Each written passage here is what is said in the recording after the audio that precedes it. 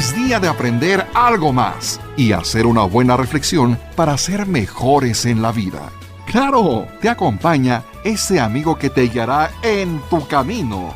Él es el Padre José de Jesús Aguilar Valdés, la voz amable de la radio. Esto es En tu Camino. Por supuesto que conoces los sacramentos. Sabes perfectamente que son 7. Pero seguramente nuestros pequeños que ahora están de vacaciones no los conocen muy a fondo. Es por eso que esta semana tenemos el especial sobre los sacramentos de nuestra serie Cimentando Nuestra Fe.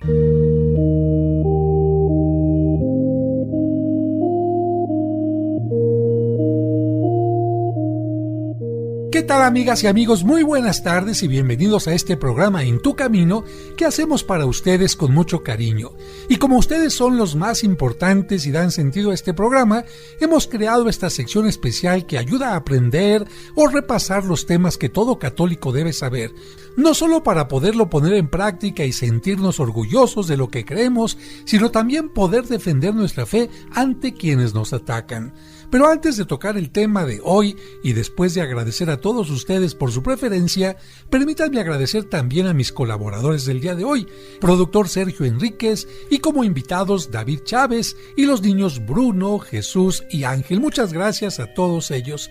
Fíjense que en el programa anterior de Cimentando Nuestra Fe, terminamos con el tema de la confirmación y lo relacionado con el Espíritu Santo, por lo que hoy estamos iniciando el tema del sacramento de la Eucaristía, ya que como lo hemos mencionado anteriormente, el bautismo, la confirmación y la Eucaristía son los sacramentos de iniciación, es decir, son los 3 sacramentos que nos inician como cristianos. Yo pensaba que el sacramento se llamaba primera comunión. Pues no se me hace raro tu pensamiento, porque en realidad muchos niños piensan especialmente en el día de su primera comunión, y en la invitación a sus amigos no les dicen, te invito a que me acompañes a recibir la Eucaristía, sino más bien les dicen, te invito a mi primera comunión. Y peor aún, cuando los papás solo cumplen con llevarlos a la primera comunión y después ya no se preocupan porque sigan comulgando cada domingo, como es lo correcto. Entonces me queda muy claro que el sacramento se llama Eucaristía. Y también que no es suficiente comulgar un día, sino cada domingo. Exacto. De lo contrario, sería como si un papá se preocupara solamente por darle de comer a su hijo un día y después ya no le diera alimento. El alimento espiritual que Cristo nos dejó no es solo para un día, porque los retos y adversidades no solo se nos presentan un día, sino siempre. Por eso, Él quiso que cada domingo nos reunamos en la Santa Misa, no solo para escuchar la misa, sino sobre todo para comulgar. ¿Entonces está mal que una persona diga, vamos a oír misa? Claro, porque la misa no se va solo a oír, sino a participar. Si no comulgamos es como si fuéramos a una comida o cena solo a ver. Y precisamente para que todos comprendan mejor, dedicamos estos programas a este tema. Oiga, padre, la palabra Eucaristía es una palabra rara. ¿Qué significa? Es una palabra griega y significa acción de gracias. Eso quiere decir que el sacramento de la Eucaristía es la mejor forma de darle gracias a Dios por todo el amor que nos tiene, pero especialmente por el amor que nos mostró al enviarnos a su Hijo Jesucristo. ¿Y por qué se utiliza una palabra griega? Esa es una muy buena pregunta y te voy a responder en una forma sencilla. Los griegos, hasta el día de hoy, son considerados como una de las mejores culturas porque ellos no solo nos enseñaron a reflexionar y a cuestionarnos el porqué de las cosas con la filosofía, sino que también inventaron el teatro, desarrollaron el arte, la medicina, una forma de escribir elegante y muchas otras cosas más. Por eso eran reconocidos como personas muy cultas. Pero los griegos no solo vivieron en Grecia, sino que también viajaron a otros lugares en donde eran bienvenidos, porque con su llegada llevaban muchos beneficios. ¿Y Jesús era griego? No, pero si me dejas terminar la explicación, vas a entender lo que les quiero decir. Y es que en tiempo de Cristo, en el lugar donde él vivía se hablaban 3 lenguas o idiomas. El hebreo, que era la lengua del pueblo judío. También se hablaba el griego y el latín. Así que Jesús conocía lo más importante de estas lenguas y aparte conocía la lengua del pueblo donde vivía, que era el arameo. Órale, ¿y por qué se hablaban tantas lenguas? Ya les hemos dicho que los griegos dieron inicio a la época de esplendor del conocimiento, la ciencia, la literatura, arquitectura y la historia. pues ellos llegaron a las tierras donde vivió Cristo unos 300 años antes de que Él naciera, y como a la gente le parecía muy elegante esa lengua, la comenzaron a utilizar, especialmente para escribir los documentos o cartas muy importantes. Fue por eso que los primeros cristianos decidieron utilizar esa lengua para escribir lo más importante de la vida de Jesús. Por eso, los 4 evangelios y las cartas de los apóstoles están escritos en griego. De hecho, la palabra evangelio es una palabra griega que significa buena nueva o buenas noticias. Ah, y por eso le pusieron a la misa en griego Eucaristía. ¡Exacto! Pero para cerrar este punto les comento que años después de que llegaron los griegos a Tierra Santa, llegaron los romanos y la conquistaron. Y como el idioma de los romanos era el latín, publicaban todas sus leyes y normas para los judíos en latín. Así que los judíos tenían que entender lo fundamental. Ah, pero eso sí, aunque conocían algo de griego y latín, el idioma en que más se comunicaban los judíos era el de su propia raza, el hebreo. Por eso todo el Antiguo Testamento, que es la parte más antigua de la Biblia, está escrito en hebreo. Solo en algunos pueblos más pequeños se hablaba el arameo, la lengua que hablaba también Jesús. Esto me está gustando porque estoy aprendiendo mucho. ¡Qué bueno! Porque de eso se trata. Ahora continuamos hablando de la Eucaristía y sus nombres.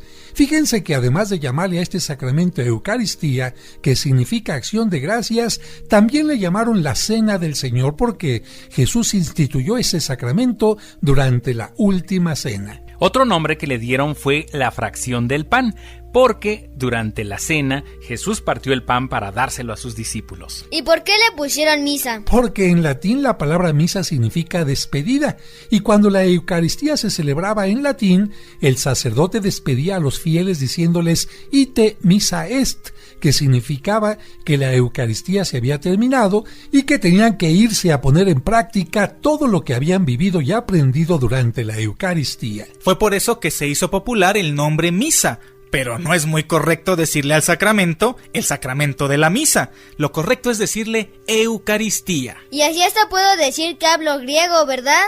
Ya conozco 2 palabras, Eucaristía y Evangelio. Muy bien.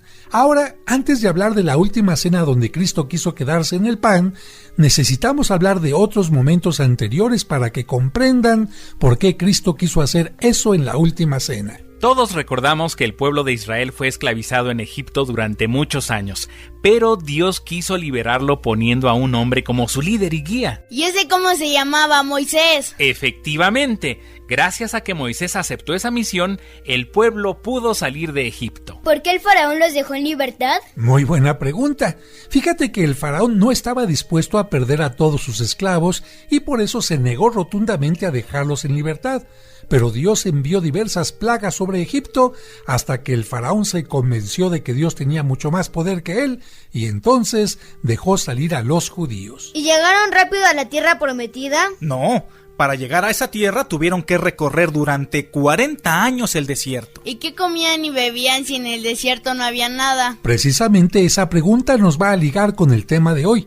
El capítulo 16 del Éxodo nos recuerda que pasados 2 meses de la salida de Egipto, a los israelitas se les comenzaron a acabar las provisiones y comenzaron a murmurar contra Moisés y contra Aarón, porque el hambre les hacía valorar más la comida que la libertad.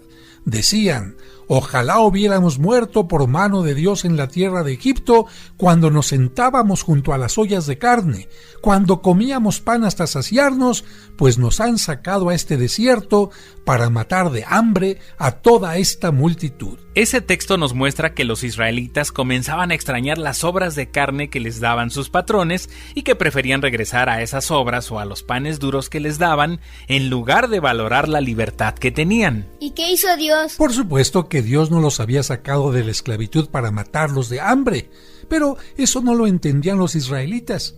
Sin embargo, tampoco Dios quería darles todo fácil porque quería que aprendieran que la libertad y las cosas valiosas cuesta trabajo conseguirlas. Pero no los iba a dejar morir de hambre. Por eso les prometió que haría llover diariamente pan del cielo. Así los israelitas sabrían que no los había abandonado. Dios les aseguró que les daría pan en la mañana y carne por la tarde.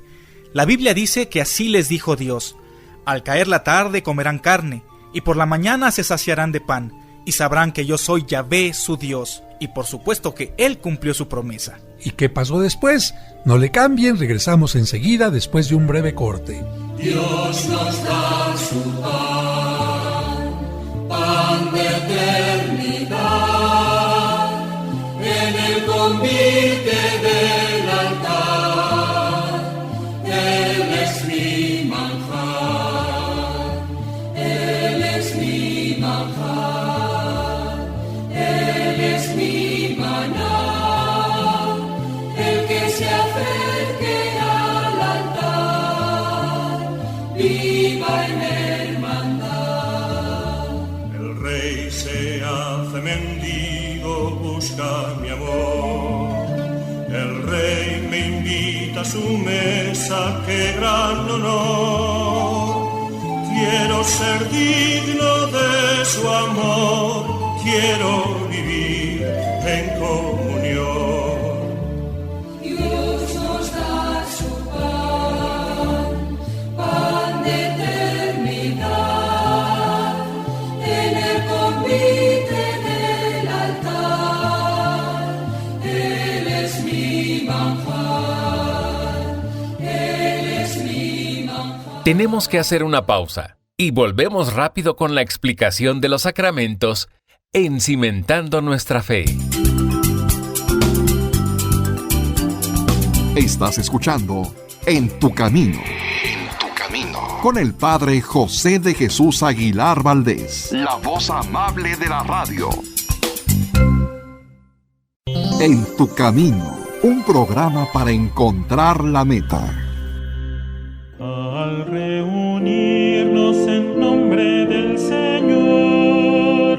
Hermanas y hermanos, les agradecemos que desde el domingo 17 de abril del 2011 y hasta ahora, cada semana se unan a nosotros para celebrar juntos la Santa Misa. En el nombre del Padre, y del Hijo, y del Espíritu Santo. Amén. Pero ahora te invitamos a unirnos en su nuevo horario.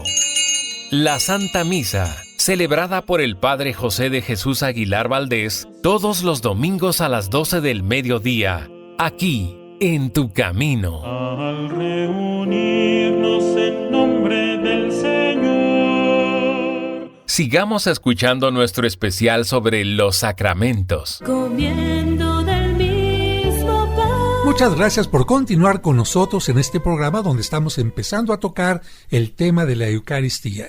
Y antes de ir al corte mencionábamos que en la Biblia Dios le decía así al pueblo: al caer la tarde comerán carne y por la mañana se saciarán de pan y sabrán que yo soy Yahvé su Dios.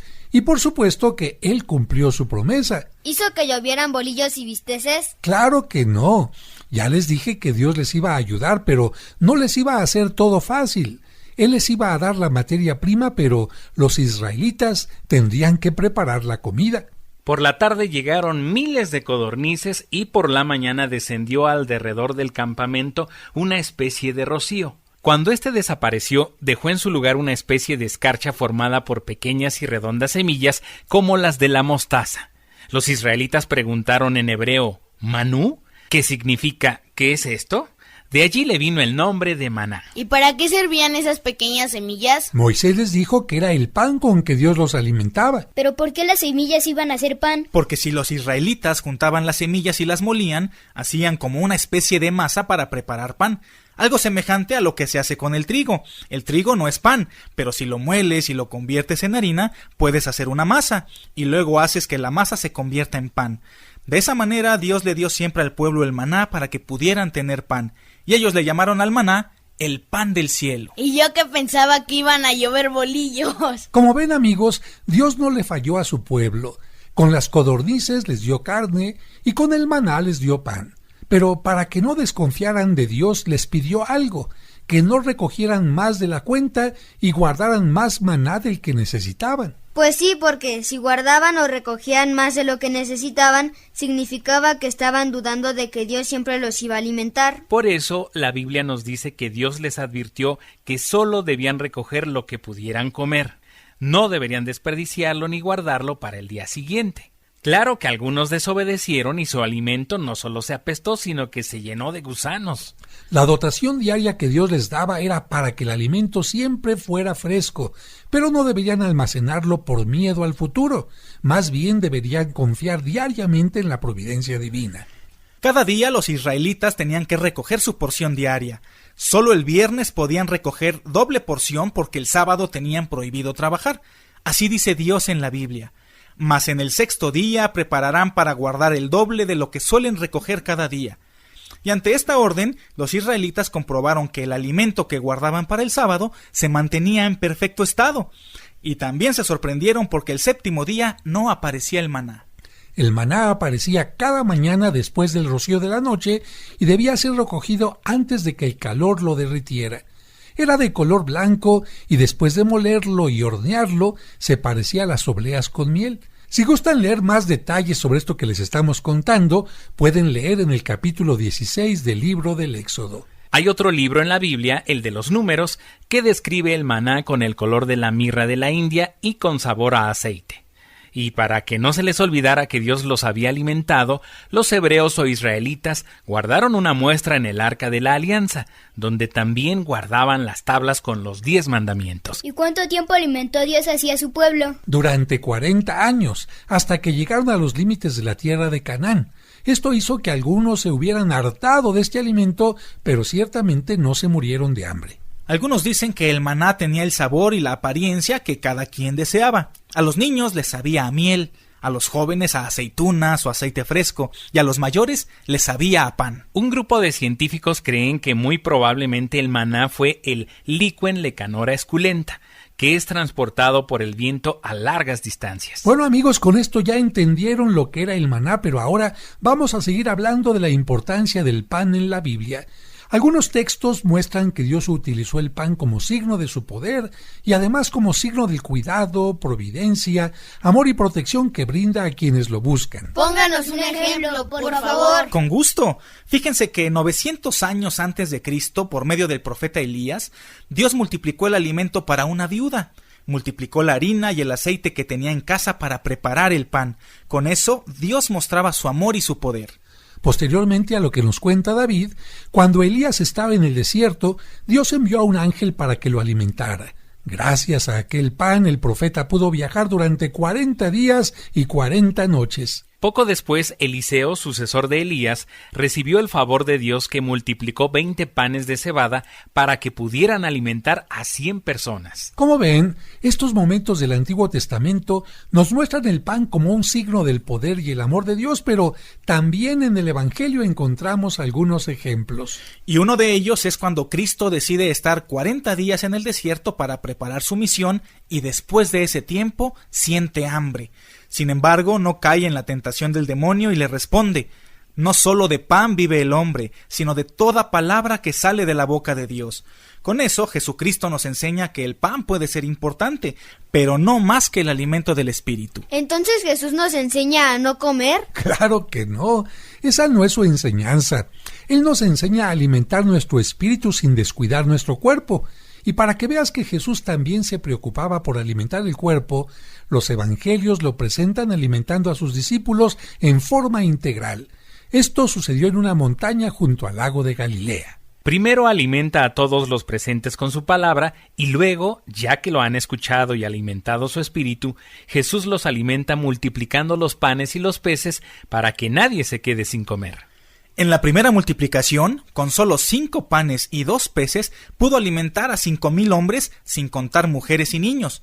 Y en la segunda, alimentó a 4,000 hombres con solo 7 panes. Continuando con estos textos del Evangelio, finalmente, en el Evangelio de San Juan, Jesús se presenta a sí mismo como el verdadero pan del cielo que se entregó al mundo en la Eucaristía. Esto que vamos a escuchar en un momento fue una predicación que Cristo hizo en la sinagoga del poblado de Cafarnaúm, el lugar donde vivió sus últimos 3 años en la casa de Pedro, junto al hermoso lago de Galilea. Con esta predicación, Jesús estaba preparando a sus apóstoles para lo que les sucedería en la última cena. Si ponen atención, Jesús anuncia que Él es alimento para el hombre, y por ello es el pan del cielo. Le voy a pedir a David que lea el texto donde Jesús se compara con el maná, pero enseña que Él es mucho más que el maná. En aquel tiempo, Jesús dijo a sus discípulos: Yo soy el pan de vida. Sus padres en el desierto comieron el maná y murieron, pero este es el pan que desciende del cielo, para que aquel que lo coma no muera. Yo soy el pan vivo bajado del cielo. El que coma de este pan vivirá eternamente, y el pan que yo daré es mi carne para la vida del mundo. Los judíos discutían entre sí diciendo: ¿Cómo este hombre puede darnos a comer su carne? Jesús les respondió: Les aseguro que si no comen la carne del Hijo del Hombre y no beben su sangre, no tendrán vida en ustedes. El que come mi carne y bebe mi sangre tiene vida eterna, y yo lo resucitaré en el último día. Porque mi carne es la verdadera comida y mi sangre la verdadera bebida. El que come mi carne y bebe mi sangre permanece en mí y yo en él. Así como yo, que he sido enviado por el Padre que tiene vida, vivo por el Padre, de la misma manera el que me come vivirá por mí. Este es el pan bajado del cielo, no como el que comieron sus padres y murieron. El que coma de este pan vivirá eternamente. Como ven, amigos, Jesús les recuerda a sus discípulos que el pueblo de Israel tuvo que alimentarse con el maná para poder cruzar el desierto y así llegar a la tierra prometida. Pero también Jesús les enseña que esta vida por la que pasamos tú y yo es como un desierto, y que nuestra tierra prometida ya no es el país de Israel, sino más bien el cielo, la vida eterna. Por eso Jesús quiere decir que si queremos estar fuertes espiritualmente en esta tierra y poder llegar a nuestra meta final, tenemos que alimentarnos de Él como el verdadero pan del cielo. Nos queda claro que en Cafarnaúm Jesús se presentó como el pan del cielo. Pero en la última cena, Jesús se va a convertir en el verdadero pan del cielo. Muy bien, me da mucho gusto que ustedes pequeñitos entiendan perfectamente esto que estamos hablando, y esto me ayuda a tener también la seguridad de que en casa los papás o la gente que nos está escuchando en cualquier lugar está comprendiendo perfectamente la relación entre el Antiguo y el Nuevo Testamento, la relación entre el maná y Cristo, y por supuesto, Cristo utiliza esta enseñanza del maná para presentarse a sí mismo como el verdadero pan. ¿Y cuándo se va a convertir Cristo en el verdadero pan? Pues esto lo vamos a mencionar cuando regresemos de un corte. Pero vamos a poner algo de música antes de ir al corte y regresaremos ¿con qué? Con un cuento para que gocen también a través de los cuentos la enseñanza de este día. Comiendo del mismo pan,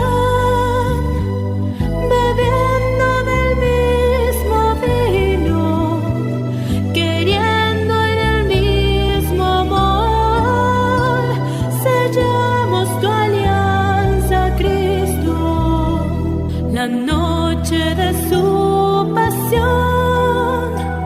Cogió el pan entre sus manos y dijo: tomad, comed, esto es mi cuerpo entregado.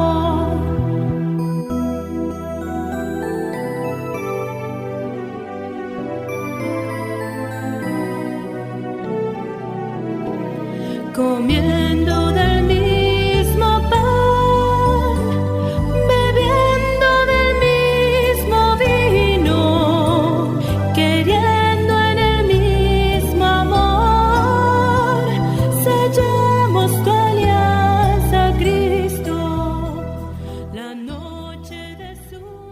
Tenemos que hacer una pausa y volvemos rápido con la explicación de los sacramentos en Cimentando Nuestra Fe.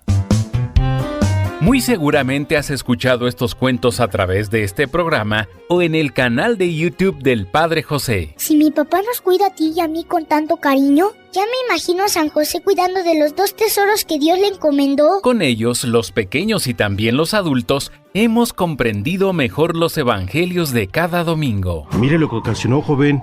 No solo destrozó el automóvil que rentó, sino también el auto nuevo de esa familia. ¿Tiene con qué responder?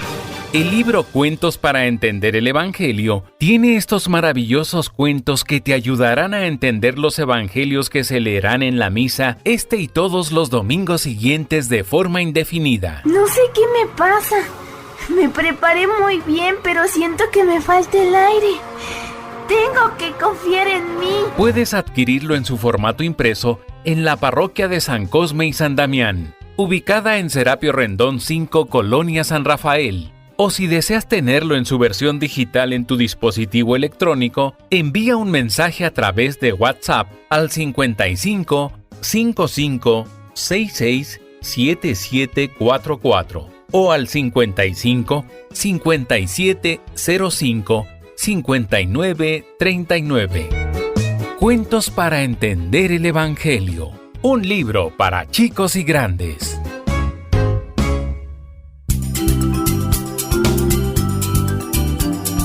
Estás escuchando En tu Camino. Con el Padre José de Jesús Aguilar Valdés, la voz amable de la radio. En tu Camino, un programa para encontrar la meta.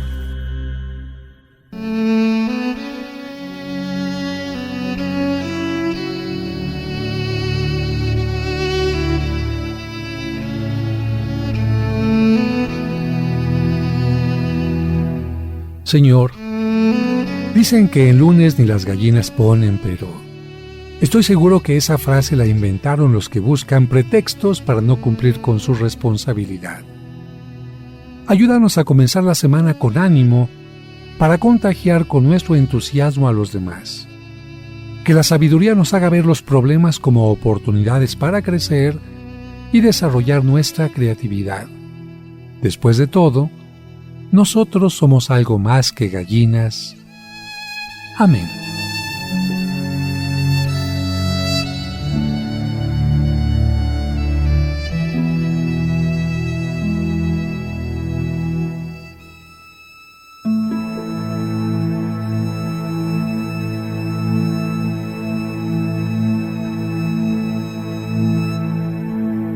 Sigamos escuchando nuestro especial sobre los sacramentos. En tu camino. Comiendo del mismo pan.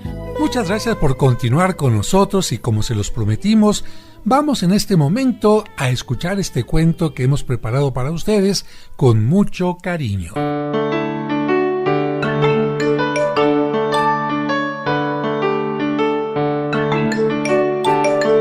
El pan que bajó del cielo. Los padres de Elías, doña María y don Salvador, le enseñaban diariamente algo sobre la Biblia. En cierta ocasión su papá le dijo: Hoy te vamos a hablar del pan que bajó del cielo. El chiquillo se sorprendió por el comentario y exclamó: Yo he visto que del cielo cae la lluvia, pero nunca he visto llover panes. Su mamá sonrió y le dijo: La Biblia nos habla en muchas ocasiones con un lenguaje poético. Cuando nos dice que algo baja del cielo, significa que es algo que Dios nos da para nuestro bien. Para que el niño comprendiera mejor, don Salvador le habló de la historia del pueblo de Dios. Mira, hijo, para salvar a la humanidad, Dios fue formando un pueblo en el que nacería el Salvador del mundo. Lamentablemente, durante esa época, aquel pueblo fue hecho esclavo por los egipcios. ¿Acaso no era Dios más poderoso que los egipcios? Por supuesto que sí. Dios eligió a un hombre llamado Moisés y lo envió a liberar a su pueblo. Con el poder de Dios, Moisés hizo grandes portentos ante el faraón y logró que el jefe de los egipcios los dejara en libertad. ¿Y a dónde se fueron cuando salieron de Egipto? Dios les prometió una tierra maravillosa, pero tendrían que cruzar el desierto para llegar a ella.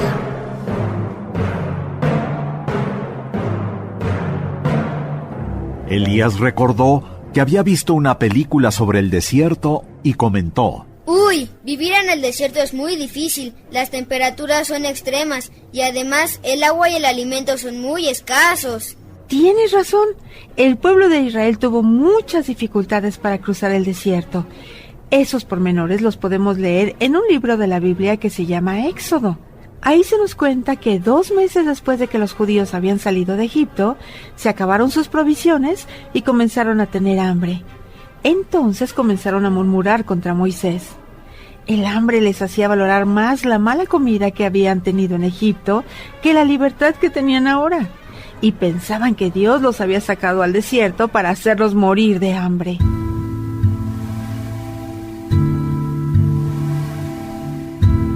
Elías se llenó de curiosidad y preguntó: ¿Y qué hizo Dios? Él les prometió que haría llover diariamente pan del cielo. Les aseguró que les daría pan en la mañana y carne por la tarde, y cumplió su promesa. Por la tarde llegaron miles de codornices, y por la mañana descendió alrededor del campamento una especie de escarcha formada por pequeñas semillas como la de la mostaza.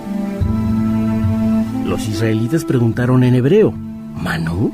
Esa palabra significa ¿qué es esto? Con las semillas pudieron hacer pan, y gracias a eso pudieron cruzar el desierto sin padecer hambre.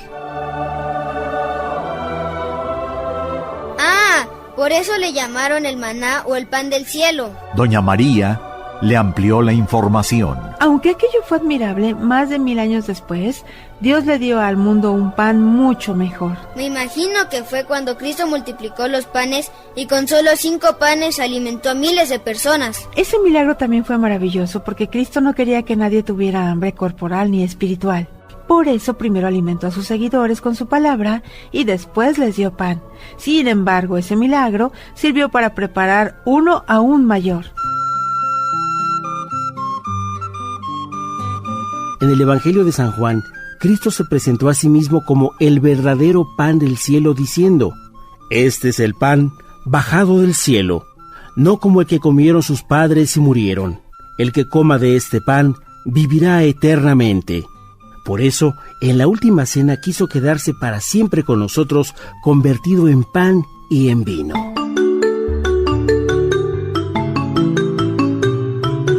El pequeño Elías concluyó diciendo: Hoy aprendí que Cristo es el verdadero pan que bajó del cielo y que si lo comemos en la comunión, Él nos ayudará a llegar a la verdadera tierra prometida, que es el cielo.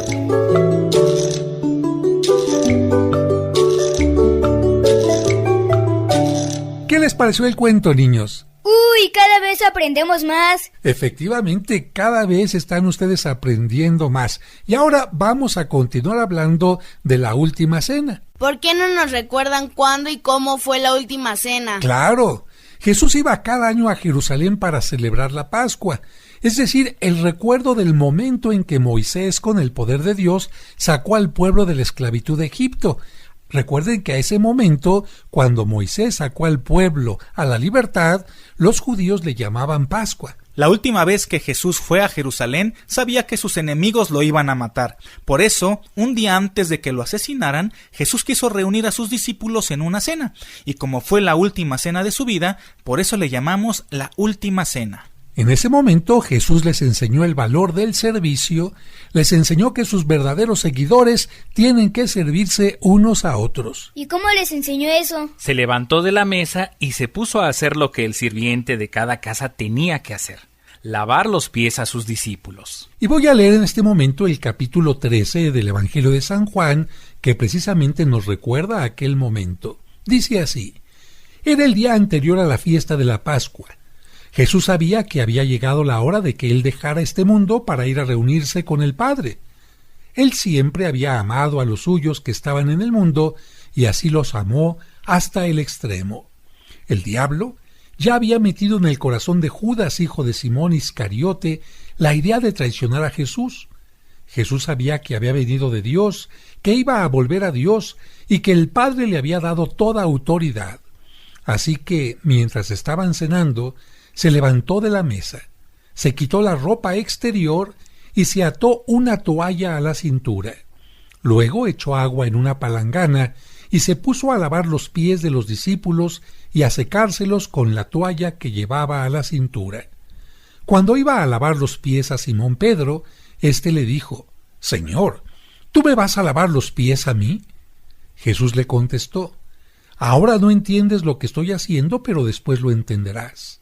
Pedro le dijo: «Jamás permitiré que me laves los pies». Respondió Jesús: «Si no te los lavo, no podrás ser de los míos». Simón Pedro le dijo: «Entonces, Señor, no me laves solamente los pies, sino también las manos y la cabeza». Pero Jesús le contestó: «El que está limpio no necesita lavarse más que los pies, porque está todo limpio, y ustedes están limpios, aunque no todos». Dijo: «No están limpios todos», porque sabía quién lo iba a traicionar. Después de lavarle los pies, Jesús volvió a ponerse la ropa exterior, se sentó otra vez a la mesa y les dijo: ¿Entienden ustedes lo que les he hecho? Ustedes me llaman Maestro y Señor, y tienen razón porque lo soy. Pues si yo, el Maestro y Señor, les he lavado a ustedes los pies, también ustedes deben lavarse los pies unos a otros. Yo les he dado un ejemplo para que ustedes hagan lo mismo que yo les he hecho. Les aseguro que ningún criado es más que su amo, y que ningún enviado es más que el que lo envía. Si entienden estas cosas y las ponen en práctica, serán dichosos. No estoy hablando de todos ustedes. Yo sé quiénes son los que he escogido, pero tiene que cumplirse lo que dice la Escritura: el que come conmigo se ha vuelto contra mí. Les digo esto de antemano para que cuando suceda, ustedes crean que yo soy el que soy. Les aseguro que el que recibe al que yo envío, me recibe a mí, y el que me recibe a mí, recibe al que me ha enviado. Y después de este texto del capítulo 13 del Evangelio de San Juan, se anuncia el momento en que Cristo va a ser traicionado por uno de sus discípulos. Continúa así el Evangelio. Después de decir esto, Jesús se sintió profundamente conmovido y añadió con toda claridad: les aseguro que uno de ustedes me va a traicionar. Los discípulos comenzaron entonces a mirarse unos a otros sin saber de quién estaba hablando. Uno de ellos, a quien Jesús quería mucho, estaba a su lado de forma que podían conversar mientras cenaban, y Simón Pedro le dijo por señas que le preguntara de quién estaba hablando. Él, acercándose más a Jesús, le preguntó: «Señor, ¿quién es?». Jesús le contestó: «Voy a mojar un pedazo de pan y a quien se lo dé, ese es». Enseguida mojó un pedazo de pan y se lo dio a Judas, hijo de Simón Iscariote. Vamos a regresar con este tema enseguida. Vamos a un breve corte. Comiendo del mismo... Tenemos que hacer una pausa y volvemos rápido con la explicación de los sacramentos en Cimentando Nuestra Fe. En tu camino, un programa para encontrar la meta. ¿Quieres comunicarte con el Padre José? Escríbele a padrejosedejesus@hotmail.com. padrejosedejesus@hotmail.com. Esperamos tus sugerencias y comentarios.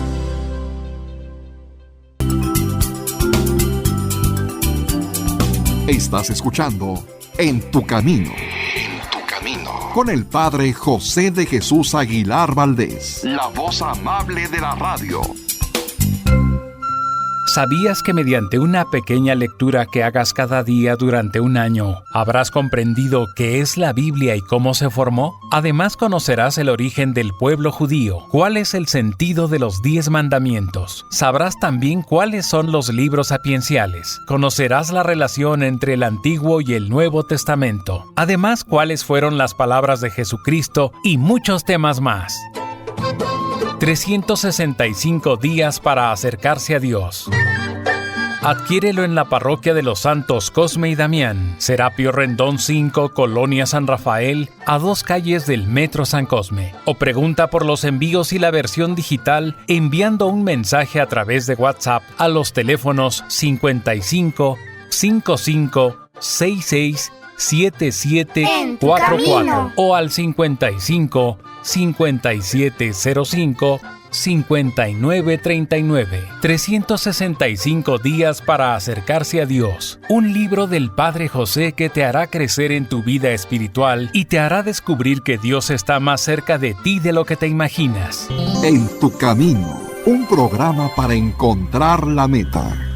Sigamos escuchando nuestro especial sobre los sacramentos. Comiendo del mismo pan, bebiendo del mismo vino, queriendo en el mismo amor. Muchas gracias por continuar con nosotros, y antes de ir a un corte, estábamos leyendo el capítulo 13 del Evangelio de San Juan, recordando que en aquella última cena que se celebró un jueves, un día antes de que Jesucristo fuera crucificado, porque precisamente en la noche Judas lo habría de traicionar, estuvimos nosotros recordando que Cristo mencionó que Judas era el traidor cuando le entregó un pedazo de pan y Judas lo tomó e inmediatamente se fue.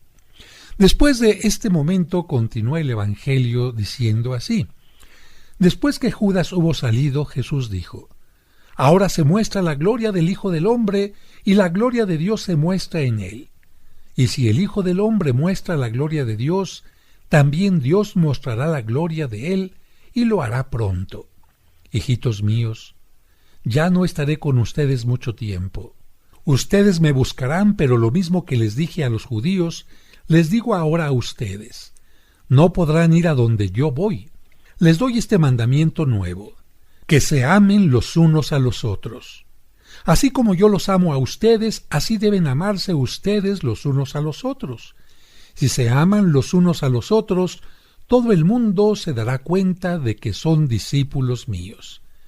Como vemos, queridos hermanos, en la última cena Jesucristo no solamente enseña el valor del servicio con el lavatorio de los pies, sino también enseña que la vida solamente tiene sentido en el amor. ¿Y qué es lo que va a hacer Jesucristo precisamente en esa última cena? Entregar por amor su vida. Es decir, les va a anticipar a los apóstoles que al día siguiente Él estará entregando la vida, no se la quitan. Él entrega la vida por amor. Si Cristo hubiera querido huir en aquel momento, lo podría haber hecho sin ningún problema. Pero Jesucristo quiere entregar su vida, para eso se ha hecho hombre, para eso ha venido al mundo, hasta el extremo en el amor. Y precisamente ya que en medio de los alimentos es cuando los seres humanos convivimos más, como sucede en los cumpleaños, en las fiestas, en aquellas celebraciones en donde toda la familia se reúne y se comparte lo mismo, Jesús dice: yo quiero ser el pan de ustedes, aquel que los alimente espiritualmente para que no se sientan solos. Yo quiero ser también el vino de ustedes, ese vino que les alegre la vida. Pero ¿qué tiene que hacerse para que haya pan y para que haya vino? Para que haya pan, el trigo tiene que morir, tiene que triturarse para convertirse en pan. Para que haya vino, también la uva tiene que triturarse y convertirse con el paso del tiempo en vino.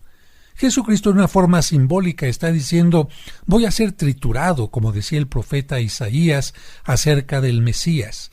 Voy a entregar mi vida, pero no piensen que este es el final. No cuando el trigo se convierte en harina es el final. El proceso final, en todo caso, del trigo es cuando se ha convertido en pan. Por eso Jesucristo toma el pan ácimo, como lo exigía la tradición de la celebración judía de Pascua, y también toma un poco de vino y dice: tomen y coman, esto es mi cuerpo, esto es mi sangre. Pero esto lo estaremos tocando en el siguiente programa que dedicaremos a la Eucaristía, para recordar este momento en donde Cristo no hay mayor amor que dar la vida. Vamos a escuchar este canto que precisamente nos hace reflexionar sobre este tema.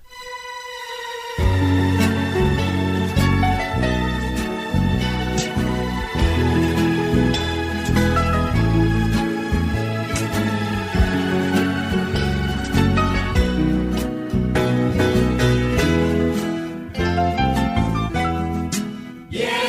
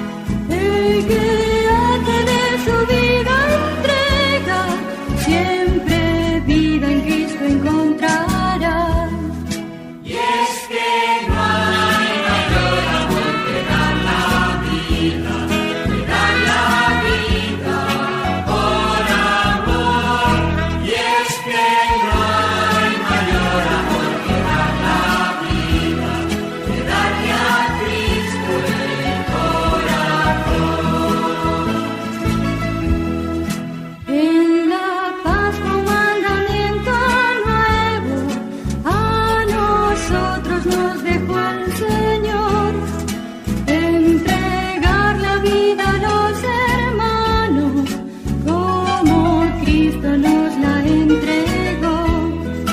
Esta es la señal de los cristianos, por la que nos reconocerán, el amor con el que nos amamos y en la propia entrega a los demás.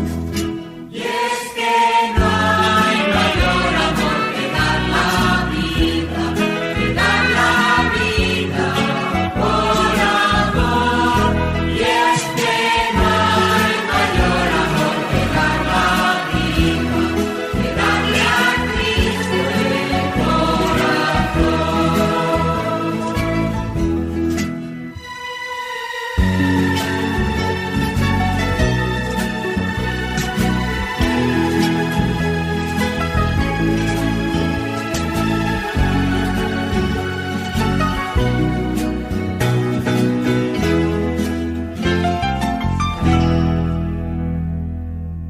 Espero que les haya gustado este canto, a mí me encanta de verdad. Se llama No hay mayor amor y forma parte de los 10 cantos de un CD que tiene como título Vaso Nuevo. Son intérpretes el coro Guadalupe y forma parte de los discos de la editorial de las librerías San Pablo. Si tú tienes interés, puedes ir a las librerías San Pablo y conseguirlo ahí. Y te recuerdo que el próximo jueves, Dios mediante, estaremos tocando todavía este tema de la Eucaristía para que te quede bien claro lo que sucedió en la última cena y más adelante estaremos explicando una por una las partes de la Santa Misa, pero se nos termina el tiempo y doy las gracias a nuestro productor y coconductor Sergio Enríquez. Muchas gracias. Padre José, muchas gracias que me permite acompañarle. Amigos, sigan disfrutando de esta serie Cimentando tu Fe. Muchas gracias, David Chávez. Padre José, muy buenas tardes. Amigos del auditorio, que tengan todos muy buena tarde. Muchas gracias, Bruno. Fue un gusto estar con ustedes. Muchas gracias, Jesús. Hasta la próxima. Muchas gracias, Ángel. Me sentí muy bien. Que Dios les bendiga y terminamos con el Padre Nuestro.